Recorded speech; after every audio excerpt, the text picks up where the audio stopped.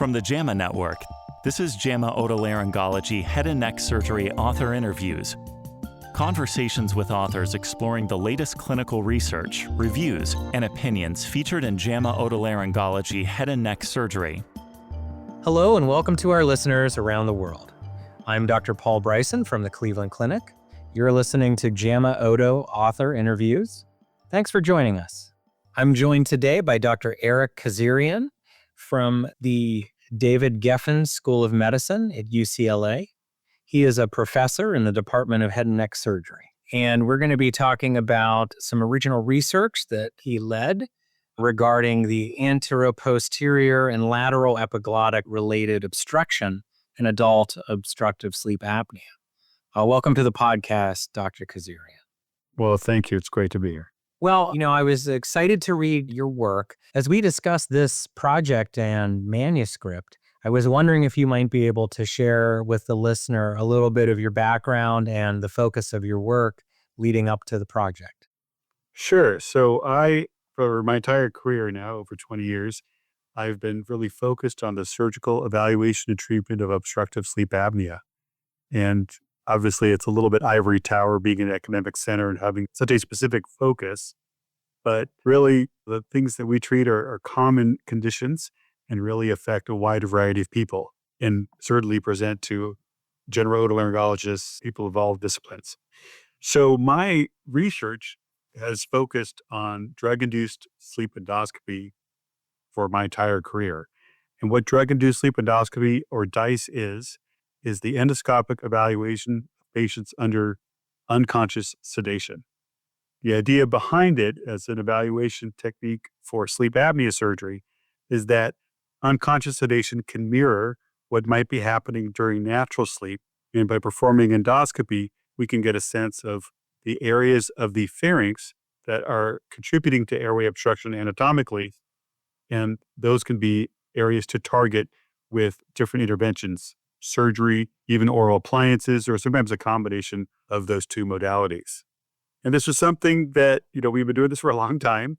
And this study was based on the classification system that I developed with a couple of European colleagues, Winfried Hohenhorst in Germany and Nico de Vries in the Netherlands. And it was based on the most common structures that contribute to pharyngeal airway obstruction, BOAT being an acronym for the velum or palate, O for oropharyngeal lateral walls, T for tongue, or E for epiglottis. And basically, with a big cohort that I've assembled over my career, although we didn't use everybody for this study, we are able to answer some of these questions, looking at risk factors and characterizing some of the things that we see during DISE. Yeah, congrats on all of your work to date. And if you would, just run us through the design of this. As you looked at the epiglottis, I think the listeners are probably aware of the Inspire device for sleep apnea. How did you come to kind of want to explore this element of OSA, and how, for this particular project, how did you design it and what did you find? So with the BOAT classification, the epiglottis, the E, is one structure that is evaluated specifically with drug-induced sleep endoscopy.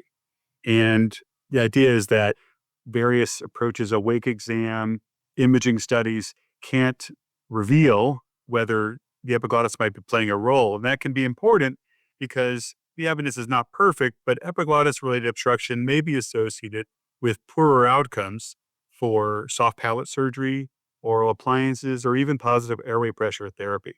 And so the idea behind this study itself was we've seen epiglottis-related obstruction, and the overall prevalence of it is probably in the neighborhood of 15% or so, which is exactly, turns out, what we end up seeing in this study.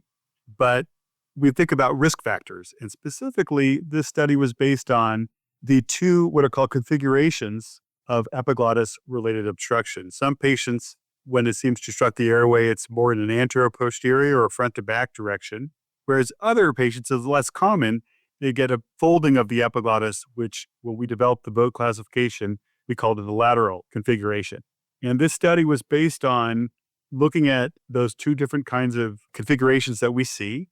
And the sample for this study was a group of over 700 patients but it was started with the addition of one finding that I saw was a little more likely a patient who turned out to have epiglottis-related obstruction during drug-induced sleep endoscopy, what I call posterior displacement of the epiglottis during awake fiber optic exam.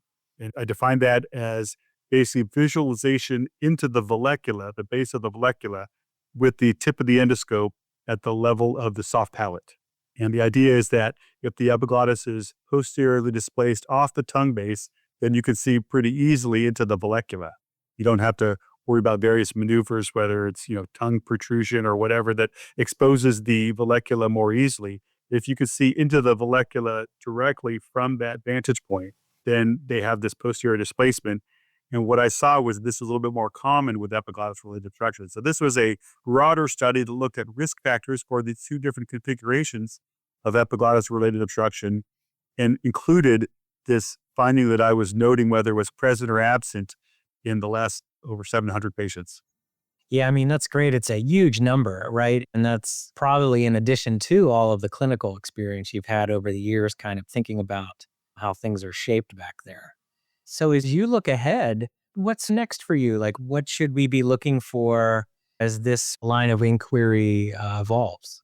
Sure. Well, with the development of this mode classification system, we described it as a way to characterize what was going on in the airway without actually having perfect information on what findings were specifically more important than others as far as their association with outcomes of different surgical interventions, for example. So for the epiglottis, we basically differentiated the different patterns of epiglottis-related obstruction that we had seen in our career to that point in time, which was a substantial experience. But I think the next step really is to get a sense of whether these different configurations lend themselves to different interventions or potentially suggest that interventions are not going to be quite as helpful. And this study specifically showed that these two different configurations have different risk factors. So we think of epiglottis, we traditionally have thought of epiglottis-related obstruction as being the same across both configurations and lumping them all together. But in fact, this would suggest that they're actually somewhat different and that we might want to be considering them differently when we evaluate some of these very important questions about association with outcomes or different impacts of different interventions. Yeah, it's really interesting, right? Because we, just as a curiosity point, how often do people have repeat drug-induced sleep endoscopy after it's, at least in my, I do laryngology. And so but I do see some patients with sleep apnea, of course, like you said in your intro.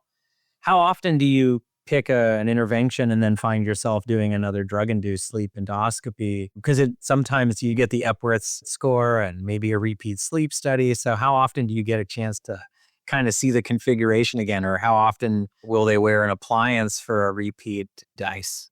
Right. So that's often the challenge, is that we, I guess, do repeat drug-induced sleep endoscopies more than we would like, unfortunately, because it's often in those patients that don't get full resolution of their obstructive sleep apnea in whom you are performing the repeat exams.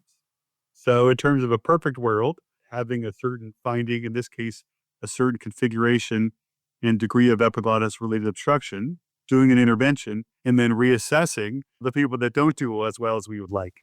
No, that's right. Yeah, because I would imagine if they're doing well, they can kind of, they kind of move on or disappear a little bit. And certainly don't want to devote the resources, costs, and other resources to evaluation of someone that's doing well. And obviously, it's based on not only how they feel, but ideally a sleep study as well. Well, I really appreciate your time and I congratulate your work in this area. It's so interesting, right? How surgery has evolved, how evaluation has evolved. We hear things, I'm sure you're aware, through the pipeline of stimulation maybe changing or having different targets for obstructive sleep apnea. It's such a large impact on the population.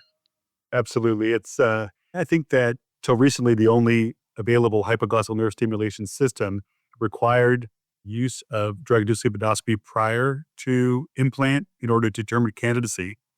Obviously, drug-induced sleep endoscopy can be used not only for that, but also to plan other interventions, whether it's other procedures, combinations of surgery and oral appliances. And so the question sometimes also is, do we do drug-induced endoscopy in everybody having sleep apnea surgery? And so when we're thinking about the wisest use of resources, this posterior displacement of the epiglottis is seemed to be, when it was present, it was much more likely to coexist, I guess, and be a predictor of epiglottis-related obstruction. Whereas when it didn't occur and it wasn't present on a wake exam, this is so prior to the drug-induced endoscopy, when it wasn't present on a wake exam, epiglottis-related obstruction was less common.